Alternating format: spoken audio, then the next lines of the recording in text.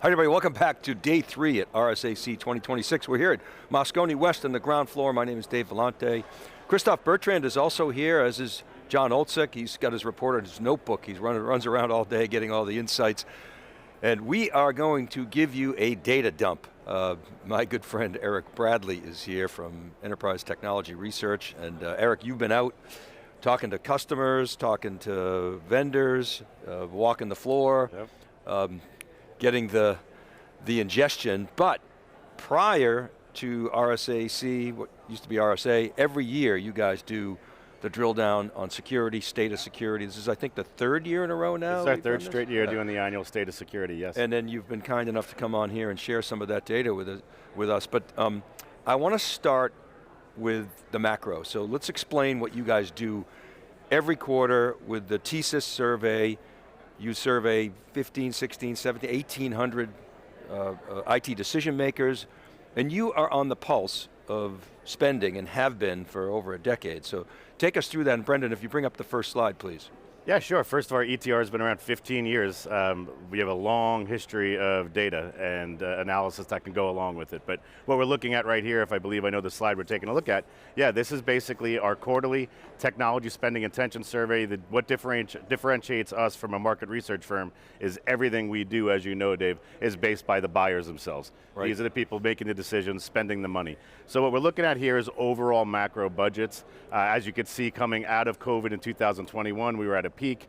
Then we had that inflationary rate period where we thought the economy was crashing. Never quite happened, hit recession, we came close. And then now we've been kind of kicking the can down the road, bouncing around. Now, we did see a very optimistic amount of spend up above 4% in January, but unfortunately geopolitical tumult again has now taken us back down to 3.5%, a huge drop. Even more concerning for everyone out there is it's the world's largest organizations that are seeing even lower. So if I take that to Global 2000, we're talking about 2% growth now this year. It's unbelievable if this is still up. So coming out of COVID, I mean, it was like boom times, 7+%, and it hung there for a while. Almost inversely proportional to the 2-year. Yeah.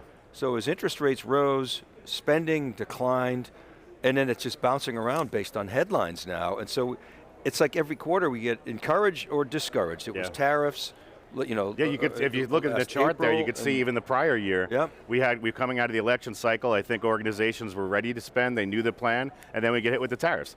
So yeah, it's been a really tough environment for practitioners and, to be quite honest, for the vendors. It messes up our predictions too every year, because you and I, we pin on these numbers, because we say, okay, let's use the data to make our predictions, and it just becomes kind of unpredictable when you're. I don't know. I think we still do all right with the predictions. Oh, the predictions, we kill it. We do kill it. So okay, so that's good. That's a good sort of framing, Erik, for what we're going to get into in terms of just what you're seeing in security. What are you seeing out there? Where do you want to go next? So although the backdrop right now is declining spend, not the spend growth we were hoping for, security spend itself is much, much more resilient. What we're seeing right now is the middle tier is staying the same, but the really high tier of security spending, above 10, 20 million, it's really increasing. That's the bucket that increased the most. We're seeing only 5% of all people saying they plan on decreasing security spending at all. Absolutely minimalist, hardly noticeable. So right now, if we take a look at all software areas, which we track by subcategory, software spending is at about, I think, 7.5% right now, if that's the chart shows, I believe. And if we take that and compare it to like DevOps, for instance, or HCM, is at 2%. So, okay, actually, Brendan, before you bring that up, so basically what I'm hearing from you is that security, as has pretty much been the case in software, has always been somewhat insulated from the downturns. Yeah. Security does a little bit better, and sometimes a lot better than the broader software base. And now, security's been taken down because everybody puts it in a SaaS bucket. You've seen CrowdStrike get hit, Zscaler, Okta kind of bounces around, but generally speaking, it's Salesforce, it's ServiceNow, it's, your software, you got annual recurring revenue, you have great marginal economics at volume, sell, which makes no sense. Now, if you bring the slide up, Brendan, so this emphasizes that point, Erik, that you just made, is the security significantly meaningfully higher in terms of the growth rate than these other ones. Very much so. In the valuation side, as you know, Dave, the rest of the people might not, but I was on the equity Wall Street side for many, many years. The valuation concerns there were, hey, listen, software did have high valuations coming in. And it's not just the disruption that Claude announces every day, but it's also the fact of, you have to look at 3, 4, 5 years out. And are people going to take that 3, 5 year contract in this tumultuous time?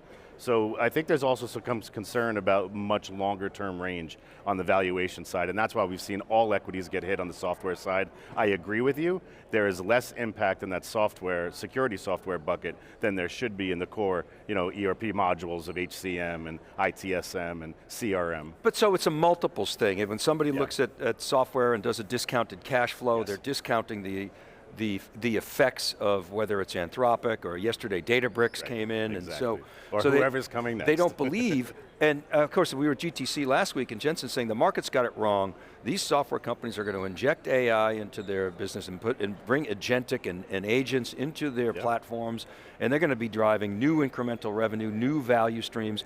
We'll see. I mean, my feeling is, I'd love to get your thoughts on this, to the extent that software companies actually do that and invest and make those R&D investments. Like for instance, I do see Salesforce doing that. I see ServiceNow doing that. And obviously a number of other SaaS companies. Why wouldn't they? Yes, we know the seat pricing is under fire, but there are new potential revenue models that are going to generate tokens and generate value for customers. Your thoughts on that? Yeah, I could riff on this for a while, but I will say a couple of things. We're not necessarily sure that seat pricing will go down. It's probably the number of licenses that will go down, and I think it'll be offset by higher pricing actually, because there's more value, but it'll be less seats on that side. The other thing is we actually have studied this at a great detail. We recently did the AI SaaS disruption study that we could dig into really quickly, and it again went through all different areas. So security specific, what we're seeing is any kind of vendor replacement or swap is actually due to other vendor competition, not AI. It's actually the lowest area of actual replacement happening from AI. However, when we get into analytics and BI, super high. There we got 35, 36% is saying, no, we're replacing our vendor with AI. And it's very, very different. We're not seeing it in security. It's again, the most resilient in that study. Well, you might have seen George Kurtz's little tweet on this. He basically said to AI, build me a CrowdStrike clone. Right, exactly. And it was like, and I did the same thing with when IBM got hit. I said, with the Z, I said, build me a Z clone. And Grok came back and said, at Dave Vellante, and then explained why that's impossible. But it does show the headline world we're living in, right? The IBM one was great. All of a sudden it comes out and says, hey, Claude can read Cobalt. So IBM goes down 10%. But this is a very headline-driven valuation world we're in right now. Well, and a lot of it, I guess, is automated, but I mean, when you look at the market these days with the headlines, it's like, oh, we're going to end the war, and the market goes up, and oh, we're going to keep escalating the war, the market goes down. It's not like an easy investors time to be an asset manager right now. They're just playing the headlines feel for right them. now. They're exhausted. You want to get into consolidation Yeah, and platformization? So let me set it up. I mean, I believe Nikesh Arora kind of coined the term platformization. The whole premise was, instead of buying all these bespoke tools, the average customer has 60, 70, 80 tools in their stack. We want to consolidate those and ultimately platformize them. Two different things. Consolidation, reducing the number of vendors is one thing, but it's sort of a sign toward platformization. You've done research now for the past 3 years. Brendan, if you bring up the next slide, when we first looked at this, we said, the marketing narrative doesn't match the practitioner reality. No. And I remember I talked to John Olczyk about this a couple of years ago, and he says, yeah, duh, Dave, no kidding. When does you it said ever? The same thing. But look at this data. I mean, we're seeing a different story now, not necessarily in terms of the red decreasing the number of vendors in the stack. That's up a little bit, but the other two staying the same and increasing is dropping, staying the same is growing. So there's light at the end of the tunnel here, isn't there? Yeah, it's a two-part story. When we first started tracking this together, by the way, Dave, it wasn't just me, it was also Dave, but we weren't seeing any signs. So marketing, as always, was leading the reality. But now we take a look at the fact that vendor expansion, the amount of tools you're adding, has stopped. I mean, that has dropped significantly, as you can see from 2 years ago till now, back to 35%. Meanwhile, the amount that are staying the same, stable. So people have the vendors they think they need. And now if we take a look at the second part of this, which isn't shown on that slide, when we ask people why they're adding vendors, the best of breed rationale has hit a 2-year low. So when we first started this, people were saying, I have to add new vendors because I want best of breed. That stopped. It's the lowest it's been in 3 straight years. So when you combine those two, they're not expanding vendors, they're staying the same, and no longer best of breed is the biggest driver, and we're finally seeing signals that platformization or expansion of vendors in your stack is likely happening. And at the macro level, there's sort of a parallel trend. We don't have data on this, but you take Wiz, for example. They were the hot, shiny new toy, a couple of years ago. The party that Wiz would throw, the line was out the door, and you could see it in that. The whole posture management thing, people started just chatting up posture management, it became the hottest thing. Then you see the consolidation, $38 billion consolidation folded inside of Google. The joke, by the way, is gee whiz, and so, which is pretty good, I like right? That. It's very good, I heard that the other day. But the point being, you're seeing certainly industry consolidation. At the same time, you're seeing a lot of new funding going into security, but to your point, they're not chasing that sort of gap filler like they used to, and your data suggests that. Yeah, I think that more so now than ever with another yet new frontier, and you and I were talking earlier, it doesn't matter if it was computer or then IP and then internet and then cloud security. And right now with the emergence of AI and agentic AI, we're changing the threat landscape yet again, and now more than ever there's not one shiny object that's going to work. You need depth of defense, you need hygiene, we need to get back to the basics. Everyone's going to plant a flag in the ground and say, nope, I'm the right one, but it's not true. The truth is you need real security hygiene, you need depth of defense. So yeah, cloud security was the big thing 2 years ago, as rightfully it should have been. And now maybe it's sort of shifting again. And our data will show that I don't know if we're ready for that or not. But before we go there, I think I just want to put a finer point on that. I mean, to me, the two biggest consolidators and platformizers are Palo Alto and CrowdStrike. And they've got pretty different philosophies. They're both acquisitive. CrowdStrike tends to make smaller acquisitions than say CyberArk with Palo Alto. But Palo Alto had Anand Oswald on yesterday, and I asked them, I said, look, the criticism of Palo is that they're doing what Cisco used to do. They're just buying a bunch of companies for growth, and I said, how do you respond to that? And he said, look, we're an engineering company, we're a product company, we do deep integration. We're not expecting our clients to just, we're not bolting it on and expecting our clients to have to traverse through a veneer.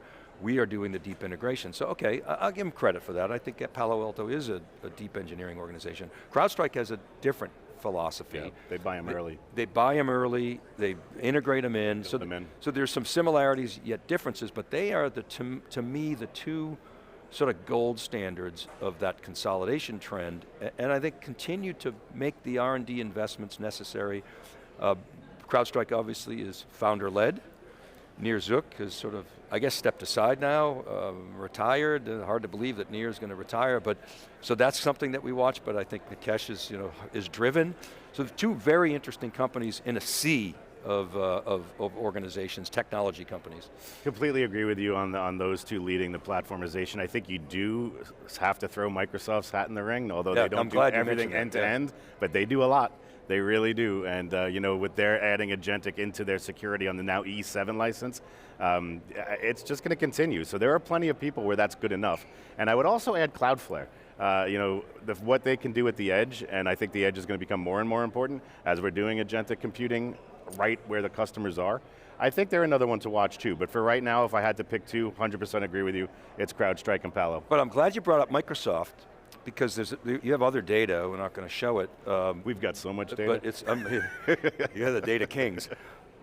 There was a question in there that you guys have asked frequently, and I would look for who's the leader, is if you had to do it all over again, which vendor would you choose to standardize on?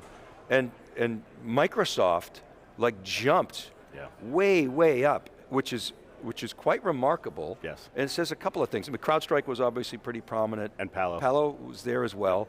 But Microsoft jumped out at me, and so that suggests to me, what was interesting there is the hyperscalers will do well within their environments. AWS is not really trying to compete with the endpoint and XDR. They don't have to. They're going to collect their toll no matter what. And so, but Google Yep. is getting increasingly aggressive Yes. there with a couple acquisitions, Mandiant for threat intelligence and Wiz and so forth. Microsoft has always essentially competed in that space. And one could criticize the degree to which they were effective, but they're really starting to improve, which is, I guess, always the case with Microsoft. And because they're so ubiquitous, I think they've got a better foothold than, say, even a Google or an Amazon. Yes. And so they are right up there, and I'm glad you brought that out. That was really interesting data. In our data across all the different surveys we do, all the different data silos, whether it's at the product level, the company level, or these annual ones we do, Microsoft is always at the top. They are always there. Yeah. They're in the conversation. Whether it's a rebuild portfolio, or even, this is the surprising part, if we ask people who they think the most innovative vendors are, Microsoft is still up there. Yeah. And that's interesting to you and I who've been doing this for so long, because we're used to Microsoft just saying, I'm going to throw the product out there even if it's not good, and then we're going to make it better. And the joke used to be Patch Tuesday means Hack Wednesday, yeah. right? And so now we're moving at machine speeds, and so they've got to, right? But they've got to, deliver for the clients. All right, let's bring up the next slide, yeah. which is: do you anticipate your budget to increase or decrease in the next 12 months for any of the following specific areas? Take us through this, and look what's happening with AI. Yeah, so this is not going to surprise everyone. We know the buzz, but this is one of those instances where the data is actually leading or matching the buzz. So this is the first time that we've seen LLM and Gen AI protection be the #1 player. Cloud security had been the #1 player for the last 2 years, and not only do we see a massive, almost 10-point jump in LLM Gen AI, we're seeing it in tandem with an almost 5% decline in cloud. So I know you had a theory, and maybe we would have liked to see stronger numbers to prove this out, but all the other areas are rather even. They're stagnant, they're flat. So the only area that's decreasing is cloud. So we are seeing some evidence of a shift from cloud security budget going directly into LLM Gen AI budget. Now this is not tracking Agentic, we can get into that in a minute. This is just the first layer around your LLM, your Gen AI, and we're seeing that it's also, not only that, it's the fastest mover in all the rankings. Not shown here, but we have another one where it's not the actual dollars, but it's priority. So what's your #1 priority? In that one, identity security became #1, data security became #2, but AI, LLM was #3 and the fastest rising. It rose 15 percentage points in the last 2 years. So to the discussion we had earlier, I was saying, when the cloud was sort of at its peak, it was the first line of defense. And now you were sharing with me that CrowdStrike put a stake in the ground saying that endpoints are going to be the first line of defense. We have Jeetu Patel coming on later on, and I'm sure he's going to say networking and and security are coming together, and that's a first line of defense. Guys like Okta are going to say that identity is the first line of defense. Others said to me, somebody said to me yesterday, look, we had a practitioner on it, look, it's like the TSA. When you go to the airport, you have to go through multiple layers of security because one can miss it, and that's the way the world is. So, but somebody else said to me, well, I think John Olczyk said, Agentic agents are going to be the first line of defense. So you've got the layers, you've got multiple first lines of defense, and this is what CISOs have to balance. Yeah, and if we're just talking about the bigger picture, what we're here, I'm going to give credit to Ben Horowitz. Yesterday I was at an event where both him and Ali from Databricks were speaking, and he said something that was startling to me, and it was the real time to exploitation has now gone from 2.5 years to 2.5 days. And that's exponential. So that's going to continue and continue. So the only way to combat that is exactly what you said, it's the agents. The agents are going to be doing the infiltration and the agents are going to be trying to stop it. It's going to be a chess match between 2 agents. Now, before we get there, you still need hygiene. You still need all those layers and the depth of defense, which I completely agree on. Yes, CrowdStrike came out yesterday and said, I already have the endpoint so I can give you the visibility, that's where it's going to be. I'm sure the networking guys are going to say, nope, you're still actually using the network to move around and get your workloads done, so that's going to be us. I firmly believe that truthfully, you can't follow anything until you tag it. So I do think that identity layer is first.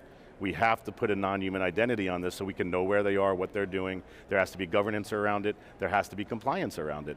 Once we have that, then yes, we can do all the other things to monitor them. Now what about the observability players? Can they keep up? Is this Second Life for Splunk maybe? They can still see everything, or is it too far behind the scenes? What CrowdStrike was saying was, we're going to see it first. The logging and monitoring guys, they'll be useful later. but we're the ones who can see it first, send that out so it can get remediated by the right place. Every year it's interesting, but this one's really interesting to watch. So of course I'm coming off of GTC, which was a massive Kool-Aid injection, but with real substance. Yeah. Deep technical innovations and quite impressive. At the same time, I made the observation yesterday, I feel like the technology industry is in the third inning. And when you're here at RSA, I feel like the customers are in the first inning. Yeah. I hosted a panel at MWC, a Mobile World Congress, like 23 business technology executives, and really sort of tried to probe on where they are in their AI journey. And they're deploying single agents, they're being ultra careful, they're rightly paranoid about what could happen. So I say the big gap there between agentic deployment and the ability to govern and secure those agents. So why don't you share some of the data that you have? Massive gap, and you're right, we come to these type of events, the talking heads like myself, and then the vendors out there trying to sell what they have, and we think of security in these pillars, right? We're talking identity, networking, this. CISOs don't think like that. Yeah. CISOs have a business to secure, right? They're worried about how do I get the information to my knowledge workers? How do I make sure we stay out of the headlines? They don't think of it in these pillars. They have real problems to deal with. So I think there's always that disconnect, but to your point, we have thousands of CISOs and security executives in our community.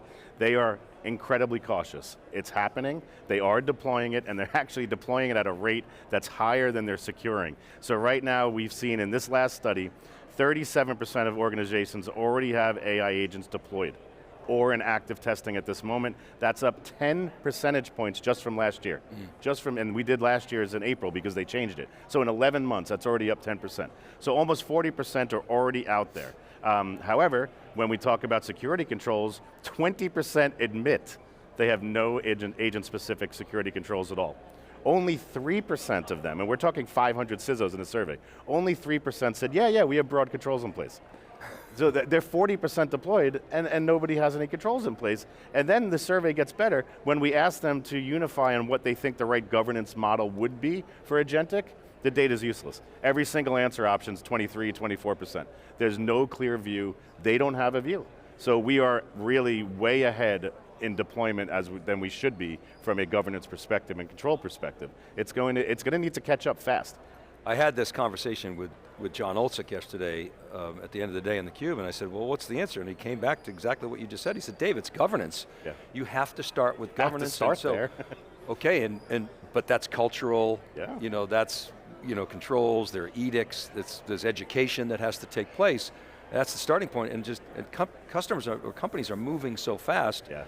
It's not like you could just kind of bolt on governance, it really is cultural and it has to be deeply embedded in the organization. And then the other part that the vendors don't want to talk about too, though, is the fact that not everyone's buying this. Many people are building it.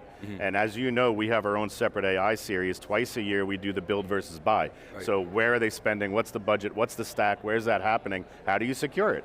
And what we're seeing right now is due to compliance and regulations, and just data sensitivity, a lot of people are choosing to build this stuff themselves. And then there you have a little bit more ability to govern that and wrap security around it.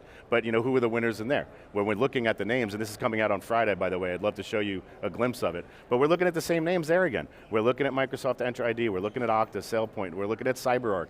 But CyberArk, it's interesting to me, that acquisition that Palo made. They're known for privileged access, right? When you think about the thousands and millions of agents that are going to be out there, and some of those agents are going to have 10 of their own agents doing work, how are we going to figure out privileged access for this many agents at that scale? I think we're so early in this, and the vendors are going to keep pushing that they have the answer. They don't have the answer. They don't have the answer. So that gets me to the other point that we want to talk about, and it's a good point to close on. Who owns the control plane for agentic who owns AI? the control tower? We were talking earlier, we sort of touched on it, CrowdStrike put their sort of endpoint stake in the ground. We talked about Palo and the platformization play, the identity vendors. First RSA. Databricks now is disrupting this business. You've got the hyperscalers, which was the first line of defense. ServiceNow has been playing in this. McDermott's going to say, wait a second, what about me? Yeah, so what is the architecture? Do you have thoughts on that, data on that? What's your final word? We don't necessarily have the data on that right now. I truly believe from talking to the CISOs in our community and here on the ground that the vendors are going to do what they do. They're going to go put their flag flag in the ground, say, look at us, they're going to overstate their claims. But the truth is, I don't think anyone has the control tower at this moment. I think it's going to be a blend. That's why I keep saying again, depth of defense. It's a term we used to use 10, 20 years ago that I think is more important now than ever. But eventually, we know that it's going to be agent versus agent. But you still need to make sure that you don't have prompt injections, so you don't have data leakage, that these things are governed, that there is an identity attached to them, so that you know when something goes wrong. And also, what's interesting to me? No one thinks about this because it's kind of, a little bit taken for granted. But what about the backup and recovery? What about the guys controlling your data, storing it every time? If something happens, you need to remediate it. You need to know exactly when to go back to that time and when to remediate it. So I'm looking at Rubrik, I'm looking at Cohesity, I'm looking at the smaller mid-market, I'm looking at Veeam. These guys are in a really interesting position to move from what used to just be storage and backup into real security. I love that you brought that up, because our next guest is actually a partnership between NetApp and Commvault. Oh, okay. And Commvault at Shift in New York City this past year, it was in the fall or early winter, announced a term, they coined a term called ResOps. And the whole idea is cyber resiliency. So backup and recovery is moving to sort of cyber resiliency. You certainly see, you mentioned Veeam, there's Commvault, there's Rubrik, Cohesity, Dell is a player in that Dell's space. Still a player so in it's been a massive pivot into security. Why? Because A, it's a fundamental component of the security stack, even though it's maybe a small slice, and it's vital for, especially in the AI era, to have some kind of business resilience strategy. I think it's more vital now, because when we ask people about, we didn't get into this, but the survey also asked about concerns that they have around agentic AI, and the concerns really all have to do with data leakage.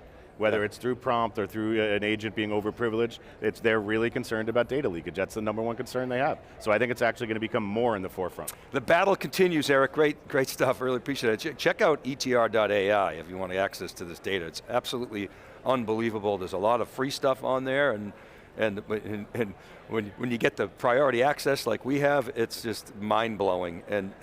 And the thing is, it's not just a snapshot in time, it's ongoing. So Erik Bradley, thanks so much for coming on theCUBE. Thank you, Dave. Great seeing you, buddy. Yeah, you too.